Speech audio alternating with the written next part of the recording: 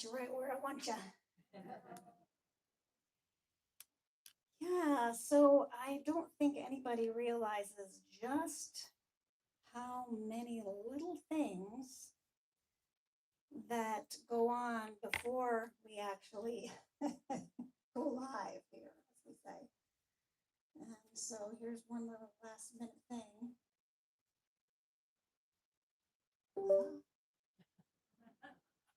Mic's working, yay. How many of you know who, oh my gosh, I'm blanking. You think about it a minute. Dun, dun, dun, dun. Let me just start by saying, well, thank you, Fran, for that amazing reading this morning. I really feel like we had a moment to go into our hearts and to really find that place where we honor all. And that's what we do here at Unity. It's an inclusive community. So I want to talk about wisdom today because there's a lot of wisdom sort of floating around. And I'm going to venture to say some of it is pseudo wisdom. Don't know a better word for it. And so that's why maybe when we start to talk about the wisdom that we share at Unity, people might just shut off and think, oh no, not more dogma, more rules. And so please know that whatever we offer here at Unity, it's always simply an invitation. It's an invitation for you to, it's like, take what you want or leave, and leave the rest. Whatever you don't want, just leave it. And we're not going to be offended. So there's a parable called The Two Travelers. And one traveler was out walking from a village in the mountains to a village in the valley. And as he walked along, he saw a monk working in a field and asked, I'm on my way to the village in the valley. Can you tell me what it's like there? The monk looked up and asked the man where he had come from. The man responded, I've come from the village in the mountains. Well, the monk asked, what was it like there? It was terrible. The people were awful, the man exclaimed. So the monk said, I think that you will find that the village in the valley is much the same. A few hours later, another traveler passed by and he said to the monk, I am on my way to the village in the valley. Can you tell me what it's like? Where have you come from? Inquired the monk. I've come from the village in the mountains. And what was that like? It was awesome. The people there were just wonderful. Then the monk said, I think that you'll find that the village in the valley is much the same. A very wise being once said, love one another. How's that work for you? You know, he said other things too. Judge not, fear not, do unto others, right?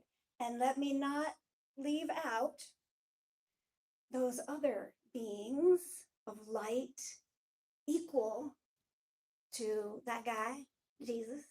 You know, we got the Buddha, we heard from Chief Seattle this morning and White Elk, and a lot of deep truth and wisdom. And I think you might agree with me in that the problem is not lack of wisdom, but maybe lack of remembering that wisdom at the right time and applying it. Would you agree? Am I the only one? Or yeah, okay. And that we find in this sort of 3D world here that you can go to great heights and not be very good at loving yourself or others.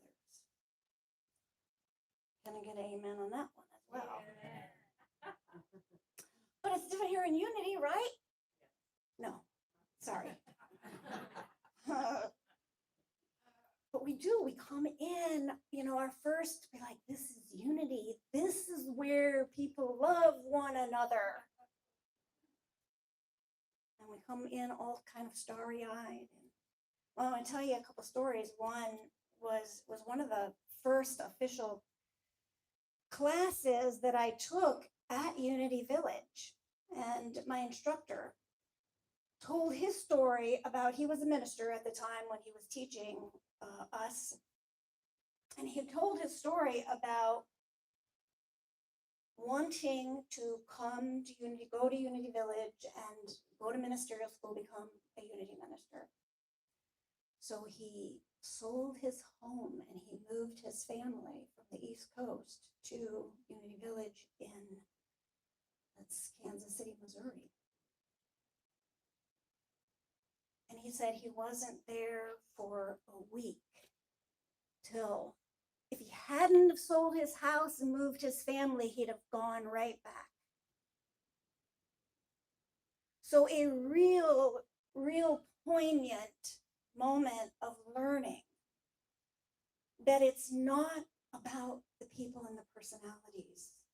It's about the principle. It's about the principles, about the wisdom, right? It's about the teachings.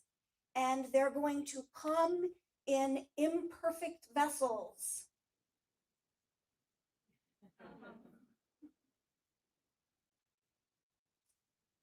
If you're anyone familiar with the 12-step programs, then you've heard before, principle before personalities. Principle, if we can, oh man, if there's something I can get into us all, that no matter the heights, we still all struggle. We all have our struggles. So this actually is the same period of time when I was taking classes there. It was at a Unity Center out in the East Coast, and it wasn't much long after Unity decided to officially put out what they call the 5 principles of Unity.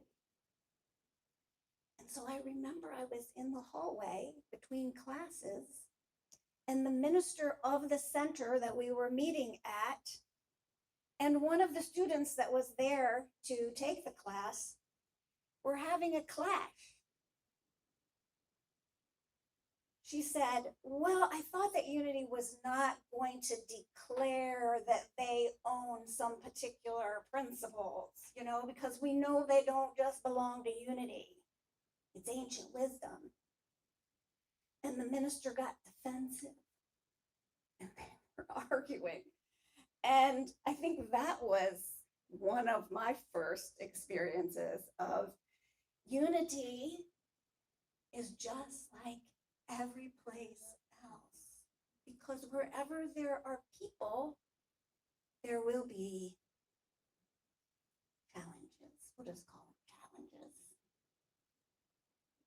So the beauty of the story of the monk is that he seemed to understand that we take ourselves wherever we go, and that we often come with wounds, unhealed. And what Unity offers really is the support and the path to walk through that healing. It's not necessarily something that happens overnight. We keep coming back, like they say in the 12-step programs, because we know that we have something to offer, and we know that this community, the beloved community here, wants to support us and love us the best they can with their wounds. So the beauty again, that the monk knew, because you know what monks do, right? They meditate and they chant and they work in the field, like this particular monk was doing, they spend a lot of time on that meditation mat. A lot. I've sat with many people in meditation who spend hours a day meditating. And you know what else I've seen? I've seen them arguing once they got off the mat. So the monk has that wisdom. You see, it's not about how much time you spend on the mat. It's what you're able to do when you get off the mat. And meditation's not going to, it doesn't change us. We change us with the help of calling forth what is divine, that those powers within us that are part of that oneness that is, people talk about God is one, and we're all really one. And that's not just some woo-woo stuff. I mean, we can talk about, we won't talk about it today, we can talk about how we're one in the breath, and we're one with the very pulse of the earth. We are one, if we look at past lives or ancestry, we are all, our DNA goes all the way back to one original African.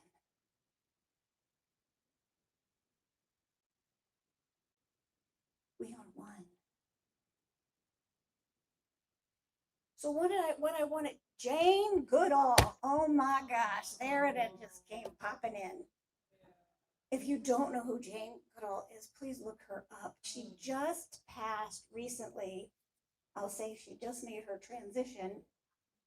And the lovely thing about this amazing, again, wisdom beyond this realm, compassion. So she did an interview just 9 days before she made her transition. I was looking at it the other day, and of course she was given no indication that she was ready to move on.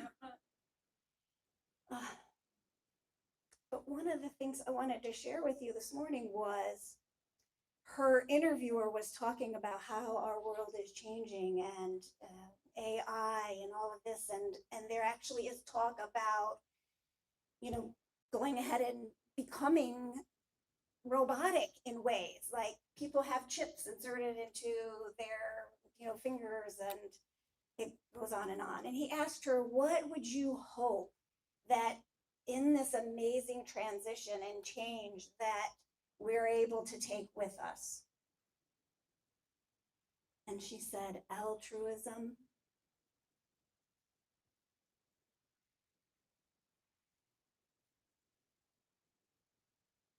Love, compassion, respect, and a sense of wanting to help.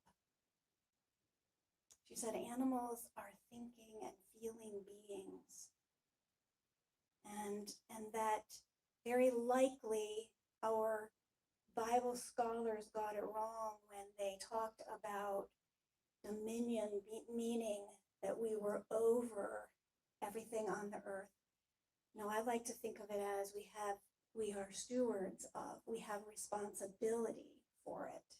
We have responsibility for the earth and all of the beings on this earth to be in a mindful, heartful sense of altruism, love, compassion, and respect. So in this awareness of a whole heck of a lot of wisdom or not so wise wisdom out there, I want to share those 5 principles of unity. But before I do that, there's that but first. When we use that word God, I'm always a little bit hesitant. I feel like I need to spend about 5 minutes explaining that you don't have to use the word God. Whatever, we wouldn't be here if we didn't believe there was something really powerful out there and in here, and sort of an underlying omnipresence of good, sort of a stream of goodness, pure positive energy. And I know that's hard. So that's what the unity principles and all of this ancient wisdom that we have sort of brought into 5 principles.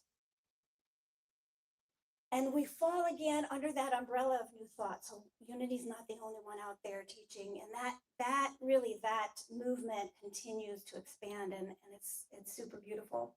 New thought, ancient wisdom. So just a clarification, when we say new thought, we are not talking of, this is not new. New thought means those people who are choosing a new thought in their minds right now, every moment I need to, because I need to change my thoughts a lot. It's hard to look out with compassion into the world. It hurts at times if you're one of those altruistic people and you really, with love, and you've got this deep compassion and empathy. It can hurt to see what's happening and to know there is not a whole lot that you have control over or can do.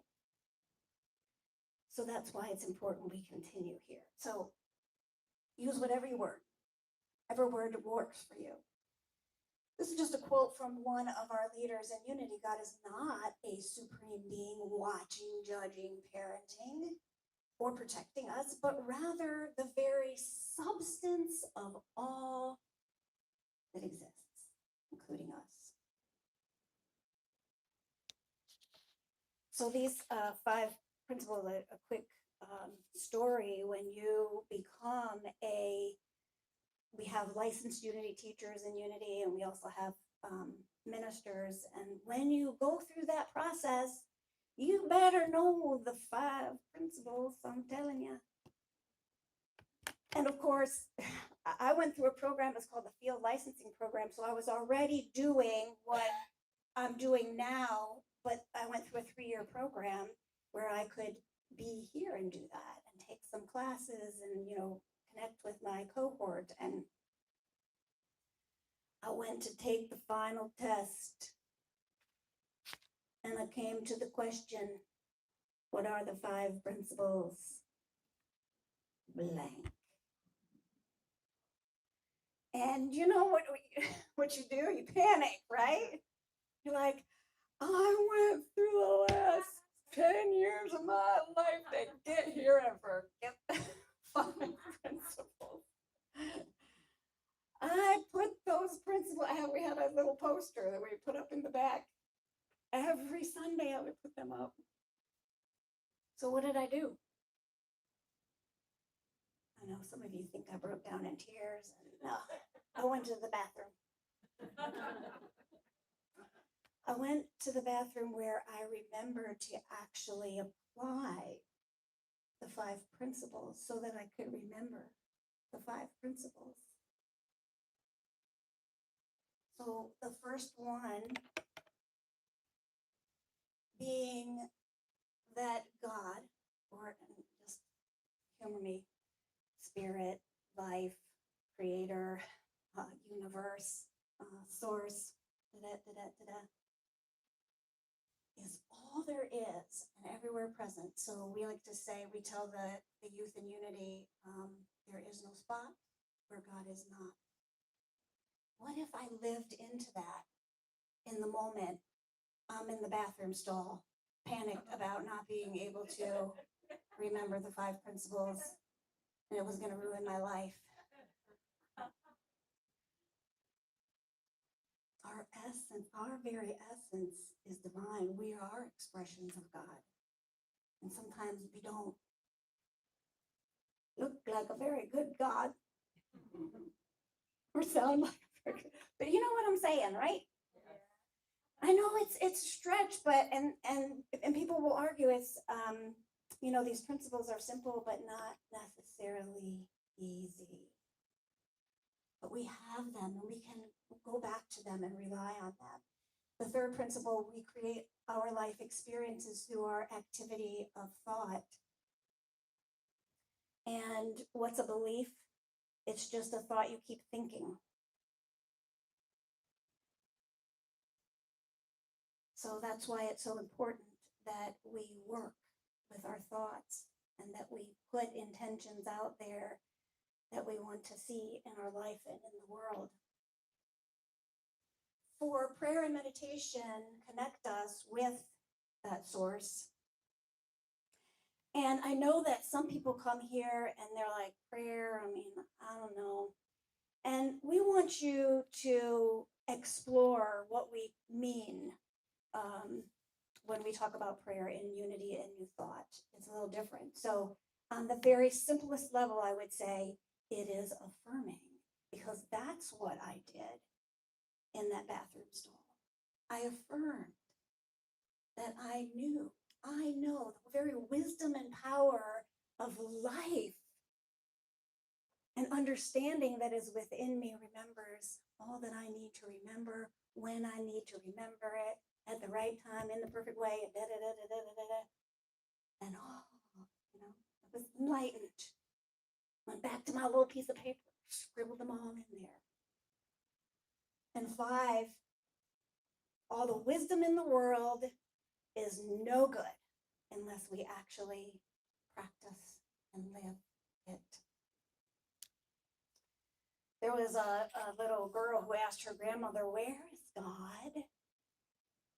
And her grandmother smiled and said, "Where isn't God?" See, that offers us an opportunity. I talk a lot on Sunday mornings about not always answering the question, just letting it be there. And so, where isn't God was a wonderful way to open that little girl's heart and mind to God in the wagging of the tail of her puppy dog, and her teacher who takes time when she's struggling with a question.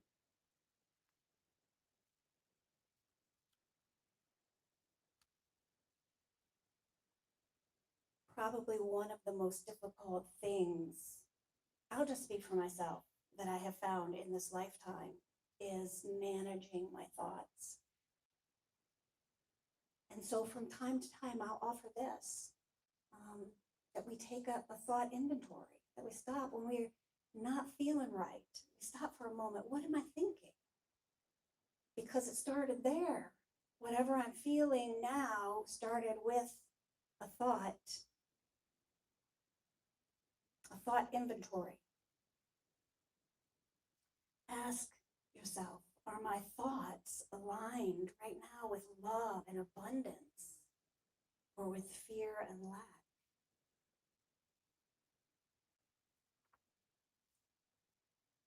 And Charles Fillmore, Unity's co-founder, said that the most accelerated mind action known is that of that intentional prayer that we talk about, the affirmative prayer or scientific prayer.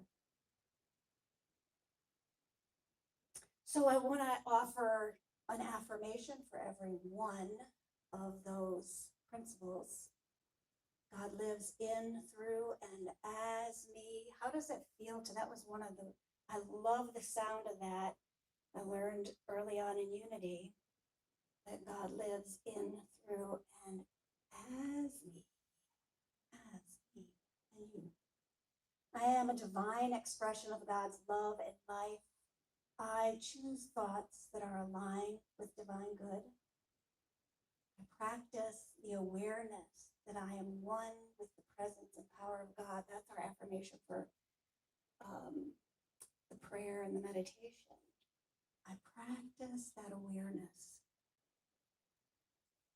And finally, before we have a little bit of meditation here, I think I'm going to skip over this because we're running out of time. I just want to, this is what we offer to the little ones as a very simplified version of the 5 principles.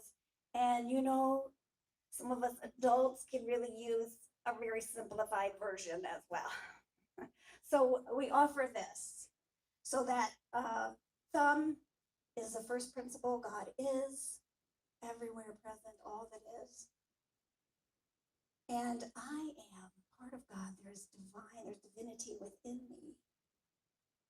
I think what I think is very important. I choose my thoughts carefully. I hold intentions. The fourth finger, I pray, and you may prefer I meditate or I affirm. And finally, I live that truth I know. How's that for a little bit of wisdom?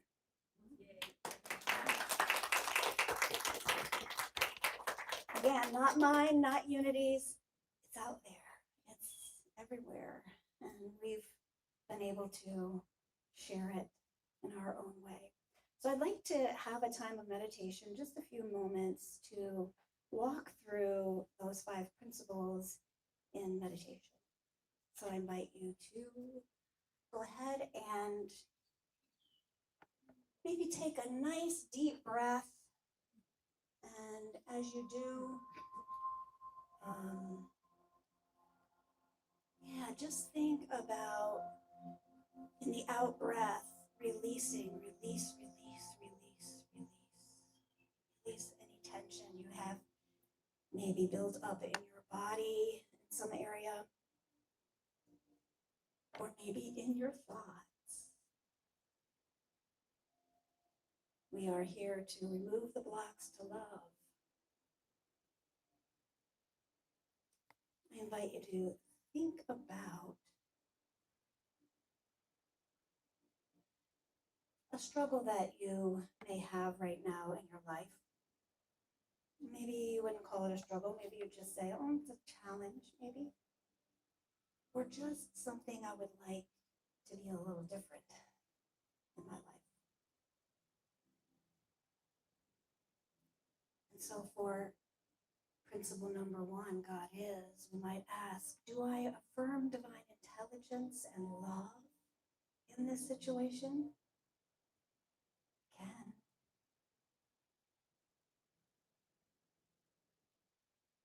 Imagine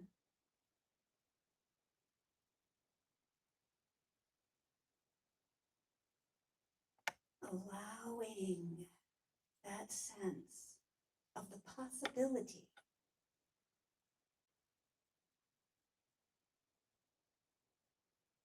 of there being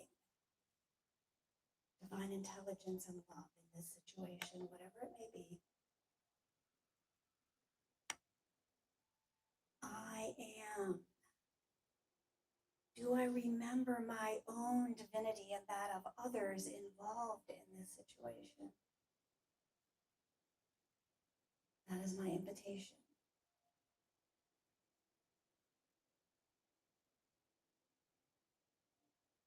I create.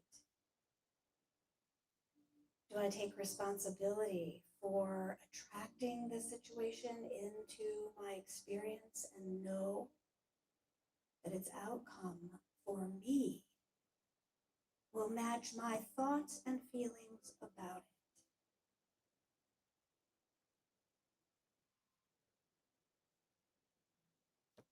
My practice. Have I taken time to align myself with God, the universe, goodness, and received guidance before I act?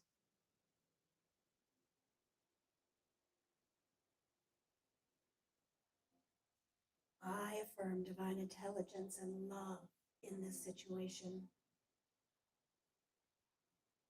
I remember my own divinity and that of others involved.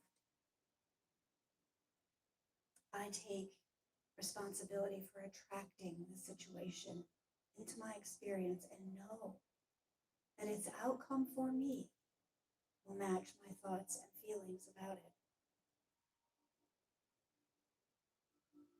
I align myself with God, the universe, the good, and I receive divine guidance before I act. I choose to live this truth I know.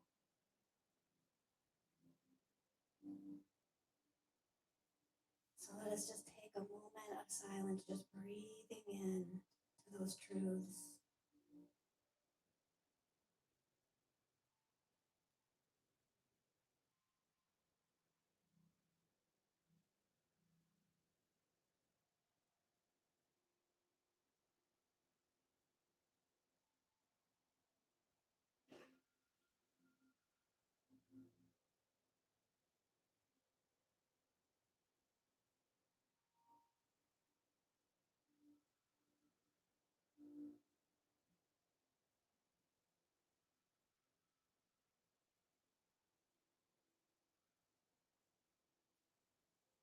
And now we take another deep, cleansing, healing breath, releasing